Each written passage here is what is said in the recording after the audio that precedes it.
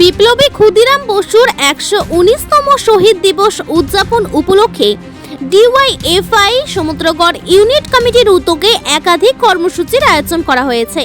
রবিবার ৯ আগস্ট সকাল ১০টা নাগাদ জালুইডাঙ্গা মোড় থেকে নিমতলা ফুটবল মাঠ পর্যন্ত একটি রোড রেসের আয়োজন করা হয়।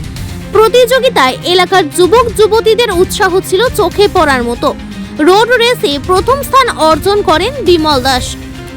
এদিনই সংগঠনের উদ্যোগে ৮ দলীয় এক দিবসীয় নকআউট ফুটবল প্রতিযোগিতারও আয়োজন করা হয়েছে। খেলাকে কেন্দ্র করে স্থানীয় ক্রীড়াপ্রেমীদের মধ্যে যথেষ্ট উৎসাহ দেখা যায়। এছাড়াও আগামী ১০ই আগস্ট স্বেচ্ছায় রক্তদান শিবির এবং ১১ই আগস্ট শহীদ স্মরণ অনুষ্ঠানের আয়োজন করা হয়েছে।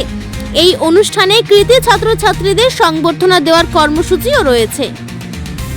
যে প্রতি বছর আমরা আজকে ৩৩ বছর যে উদযাপন কমিটির পক্ষ থেকে এই অনুষ্ঠান করি, এবছর ৩৩ বছরে আমরা পা দিয়েছি। ৯, ১০, ১১ আগস্ট আমাদের এই অনুষ্ঠান অনুষ্ঠিত হয়। আজকে ৯ই আগস্ট জালুইডাঙ্গা মোড় থেকে সমুদ্রগড় নিমতলা ফুটবল মাঠ পর্যন্ত আমাদের রোড রেসের মধ্যে দিয়ে আজকে আমাদের এই কর্মসূচির সূচনা হলো। এই রোড রেসে ৬৭ জন অংশগ্রহণ করেছে আজকে। তাদের সকলকে সংগঠনের পক্ষ থেকে অভিনন্দন জানাই। আজকে এই রোড রেসে যারা প্রথম, দ্বিতীয় এবং তৃতীয় হলেন বিমল দাস প্রথম, তন্ময় দাস দ্বিতীয়, বাবলু চৌধুরী তৃতীয় এবং চতুর্থ নিমাই ঘোষ।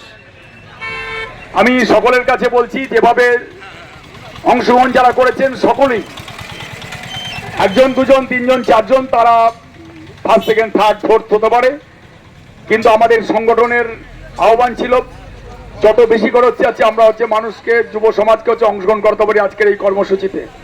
এবং সেই দিক থেকে ক্ষুদিরাম বসু উদযাপন কমিটির ডিওয়াইএফআই এর পরিচালনায় তারা সফল। আজকে প্রথম অনুষ্ঠানটাই এত যুব আজকে রাস্তায় নেমে ছুটলেন, আমরা তাদের সকলকে অভিনন্দন জানাই।